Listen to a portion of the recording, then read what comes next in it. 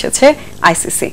দুবাইতে আজ পূর্ণ সদস্য দেশগুলোর নির্বাহী কমিটির সভায় সর্বসম্মতভাবে সিদ্ধান্ত চূড়ান্ত হয়েছে। যদিও ইংল্যান্ড, অস্ট্রেলিয়া, দক্ষিণ আফ্রিকা, নিউজিল্যান্ড, পাকিস্তান এবং ওয়েস্ট ইন্ডিজ এই দ্বিস্তরের পক্ষে ছিল, কিন্তু ভারত, শ্রীলঙ্কা, বাংলাদেশ ও জিম্বাবুয়ে এর বিপক্ষে অবস্থান নেয় এই সিদ্ধান্ত থেকে সরে আসে আইসিসি। যদিও একসময় ভারতীয় ক্রিকেট বোর্ডের পরিকল্পনায় ছিল এই দ্বিস্তর ক্রিকেট, কিন্তু তারাই এখন এর বিপক্ষে অবস্থান নিয়েছে।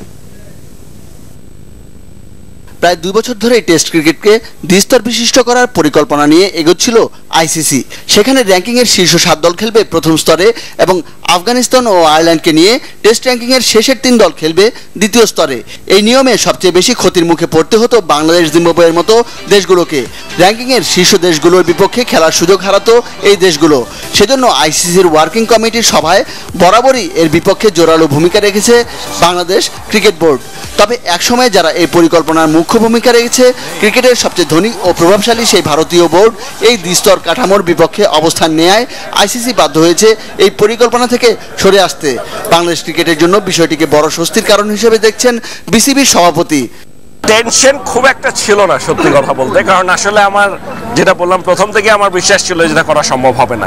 সিইসির মিটিং থেকে এটা বোর্ডেই এখন পর্যন্ত আনতে ওরা পারছে না। So there were lot of opposition, এটা নিয়ে তো কোনো সন্দেহ নেই, অপোজিশন ছিল। এবং আগে যেটা ছিল না, এবার জিম্বাবুয়েও আমাদের সাথে ছিল। সো আমরা কিন্তু দলে বেশ শক্তিশালী ছিলাম এবং আমাদের বদ্ধমূল ধারণা ছিল যে যখন ভারত চলে আসলো তখন আর এটা নিয়ে আমি অত চিন্তিত ছিলাম না। ভারতের সঙ্গে কি স্পেশাল কোনো ইয়ে ছিল? বাংলাদেশ একদম প্রথমে ফার্স্ট কান্ট্রি টু অপোজ ওয়াজ বাংলাদেশ। এটা আপনারা আইসিসি রেকর্ডই পাবেন, ফার্স্ট কান্ট্রি টু অপোজ। এই সিদ্ধান্তের ফলে ক্রিকেটের কুলিন দলগুলোর সাথে আগের মতোই দ্বিপাক্ষিক হোম অ্যান্ড অ্যাওয়ে সিরিজে টেস্ট ম্যাচ খেলার সুযোগ পাবে বাংলাদেশ। আগে যা ছিল তার চেয়ে অন্তত প্রায় ডাবল হতে যাচ্ছে আমাদের টেস্ট খেলা। সো টেস্টের উপর উই হ্যাভ এমফাসাইজড, এটা তো কোনো ব্যাপার নেই। এবং এতদিন গত বছরটা আপনারা দেখেননি, কিন্তু এখন থেকে যে সিরিজগুলো শুরু হচ্ছে এটাতে তো আপনারা বুঝতেই পারছেন আমাদের England series, New Zealand series, Sri Lanka series সবগুলোই টেস্ট থাকছে। এটাতে তো আপনারা আইসিসির ওয়ার্কিং কমিটির সভায় দ্বিস্তর টেস্ট ক্রিকেট কাঠামোর নিয়ম পাশ করতে 7 ভোটের প্রয়োজন ছিল, কিন্তু বাংলাদেশ ও জিম্বাবুয়ের পাশাপাশি ভারত, শ্রীলঙ্কা বিপক্ষে অবস্থান নেয় এখন 2019 পর্যন্ত নিরাপদই থাকছে test cricket. Monir Hossain Khan, Bangla Vision, Dhaka. Walton Masters cricket কার্নিভালের প্রথম আসরে চ্যাম্পিয়ন হয়েছে জেমকন খুলনা মাস্টার্স। ফাইনালে তারা এক্সপো অলস্টার মাস্টার্সকে হারিয়েছে 4 উইকেটে। মিরপুর শেরেবাংলা স্টেডিয়ামে ফাইনাল ম্যাচটি হওয়ার কথা ছিল 25 ওভারের, কিন্তু বৃষ্টির কারণে ম্যাচের দৈর্ঘ্য কমিয়ে 18 ওভারে নামিয়ে আনা হয়। প্রথমে ব্যাট করে এক্সপো অলস্টার্স নির্ধারিত 18 ওভারে 6 উইকেটে তোলে 124 রান। জবাবে টেল এন্ডারদের ব্যাটিং নৈপুণ্যে 1 বল হাতে রেখে 6 উইকেটে এই রান টপকে যায় জেমকন খুলনা।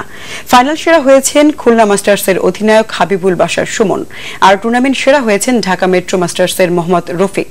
টুর্নামেন্টে অংশ নিয়ে ক্রিকেটার ছাড়াও সাবেক ক্রিকেটার, কোচ, সংগঠক ও ক্রীড়া সাংবাদিকদেরও সম্মানিত করে মাস্টার্স ক্রিকেট কার্নিভালের আয়োজকরা। ফাইনালে প্রধান অতিথি ছিলেন বিসিবির সভাপতি নাজমুল হাসান পাপন। এছাড়া টাইটেল স্পন্সর ওয়ালটন সহ অন্যান্য পৃষ্ঠপোষক প্রতিষ্ঠানের কর্মকর্তারাও ফাইনাল ম্যাচটি উপভোগ করেন।